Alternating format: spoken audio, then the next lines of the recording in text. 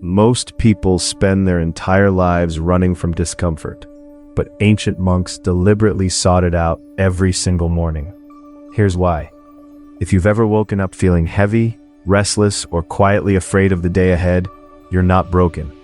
You're actually standing at the exact threshold these teachings were designed for. In the next few minutes, you'll discover why your pain isn't an obstacle to inner peace. It's the doorway into it. That single shift changes everything about how you start your day. Let's explore what morning stillness is really trying to teach you. There's a moment that exists between night and morning. The sky is still dark, a few faint stars still clinging to it, and yet the very edge of the east has begun to soften into something pale and almost white. It's a breathtaking kind of silence. The insects have gone quiet. The birds haven't started yet. Even the wind seems to be holding still, as if the whole world has drawn one long, deep breath. I imagine that same stillness must have settled over the land of India 2,500 years ago. Beneath the wide canopy of a single great tree, a man sat quietly, just quietly, perfectly still. And whatever had been seeking in him, across years of wandering, across rivers crossed barefoot, and meals refused and teachers left behind, had finally grown too tired to seek any further. He simply sat, and in that sitting, something that had always been present, like the pale light already hidden inside the darkness. His name was Siddhartha Gautama, a young man who would one day be known as the Buddha. He had been born into a royal family, into comfort and abundance, and he had walked away from all of it, growing old, falling ill, dying. He had seen that no one escapes these things, and he needed to understand why. So he left the palace. After leaving home, he threw himself into severe ascetic practice. He stopped eating, nearly entirely. He starved until his ribs pressed against his skin, and his body looked like dried, cracked earth. Ancient texts describe it in quiet, unflinching detail. And yet, no matter how harshly he punished his body, no answer came. One day, utterly exhausted, he bathed in the river and accepted a small bowl of warm rice porridge from a village girl. After all those months of fasting, that first taste of warmth, I think he never forgot it for the rest of his life. Then he walked to a place called Bodh Gaya and sat down beside a large tree, the tree that would later be called the Bodhi tree. And sitting there he made a quiet vow. I will not rise from this seat until I have awakened. That night was the beginning. As the hours deepened, all kinds of visions are said to have moved through him, tempting voices, shadowed figures, waves of fear crashing like a storm. But he didn't flinch.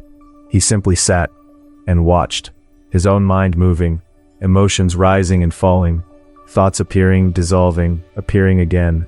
And then, as the darkness finally began to soften, the morning star appeared in the eastern sky. In that very moment, something opened in him. The roots of all suffering became visible, clear as light. That was his awakening. The long night was over. The morning had come, and the eyes that now looked out at the world saw it differently than before. He stayed there a while longer, sitting without moving, resting in the quiet afterglow of what he had understood. Above him, the leaves of the Bodhi tree turned gently in the first breath of dawn. Some say he looked down at his hands, perhaps simply to see if they were still his own. The birds began to call. Somewhere nearby, water was moving over stones. So what can we take from this story? What is it offering us? The Buddha didn't awaken on top of a mountain. He didn't receive some secret teaching from the master. He sat beneath a tree, turned his attention inward, and kept watching. That was it. And nestled inside that simplicity is something important. In Buddhism, there is a practice called shamatha vipassana, stillness and clear seeing. The words sound formal, but the meaning is beautifully simple. Shamatha, gently bringing the mind to rest. Vipassana, seeing things exactly as they are. These two are considered the very heart of meditation. Left to itself, our mind never stops moving. Yesterday, tomorrow, something someone said, some vague dread about what's coming next. The mind runs, and before we know it, we're being pulled along by every wave it makes. Sitting down is a way of saying to that mind, wait, just wait a moment. What the Buddha did beneath the Bodhi tree wasn't magic. It wasn't a miracle. He sat, And he looked. That's all. But he was the Buddha, of course he could do it. Maybe that thought crosses your mind. But when you read the early text carefully, the Buddha is never portrayed as someone who was perfect from the start. He suffered. He doubted. He nearly broke.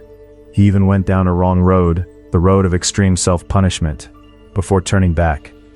What he finally let go of was the need to force his way through. Instead of fighting suffering with his body, he simply sat down and looked inside.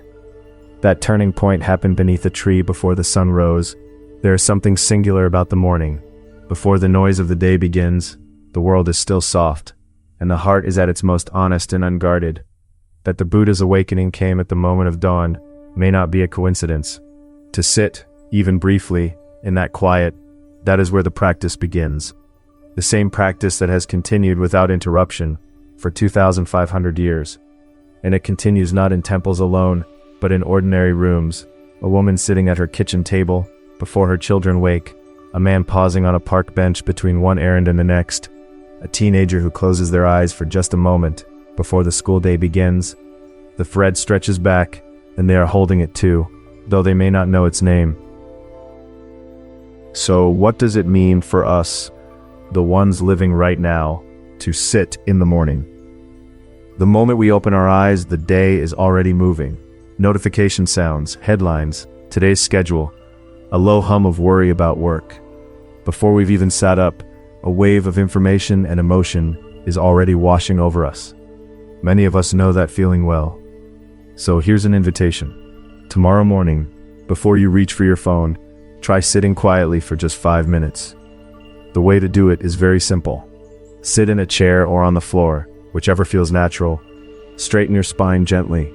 Let your eyes close softly, or leave them half open, gaze resting on the floor just ahead of you. Then bring your attention to your breath. The feeling of breathing in, the feeling of breathing out. Just that, just noticing. But thoughts keep coming. I imagine you might be thinking that already. Of course they do. That's completely natural. Even on the night of his awakening, all kinds of visions and disturbances moved through the Buddha. The practice isn't about making thoughts stop. It's about noticing, oh, I've drifted again, and gently returning to the breath. You don't have to chase the thought. You don't have to fight it. Just notice and come back. That's enough. If 5 minutes feels like too much, 3 minutes is fine. Even 1 minute is fine. When you keep at it, morning after morning, something quietly begins to shift. The day starts more gently. In moments when you might have reacted sharply, you find a small space appearing, just enough room to breathe. By evening, the heart feels a little lighter. These are things people often say after they begin. This isn't about willpower, it isn't self-improvement. It's simply giving your mind a short rest after all the work it does. The way a tired body needs sleep, the mind needs its own kind of quiet. Whether you're raising children, stretched thin by work, or quietly anxious about growing older, 5 minutes in the morning belongs equally to all of us. Please use that stillness for yourself. Just as the Buddha met the dawn beneath his tree, you too can meet a small dawn every morning. One woman told me she started doing this at her kitchen table, still in her pajamas, while the kettle was heating. Nothing special, nothing arranged. Just her, the wooden chair, and the sound of water slowly coming to a boil. She said it was the first time in years she'd heard that sound. The stillness we reach for each morning in meditation. We explored what it truly means to carry that calm through the noise of daily life in a previous teaching. There is really only one thing I wanted to say today. A small pocket of quiet in the morning has the power to gently change your day, and over time quietly change your life from the inside. We sometimes speak of the Buddha's awakening as if it happened in a single night. But behind that night were years of walking, years of doubt, of falling down, of almost giving up. And through all of it, he kept sitting. That accumulation is what made that particular dawn possible. I'm not asking you to seek awakening. I'm simply asking that tomorrow morning, you sit quietly for a little while. Thank you, sincerely, for staying with me all the way to the end today. If this talk has managed to place even a small, quiet light into your morning, there is nothing that would make me happier. I hope tonight brings you peaceful rest, and tomorrow, when you first open your eyes, please give yourself the gift of just a few moments of stillness. Let the world wait a little longer. The emails, the news, the noise, none of it will leave without you.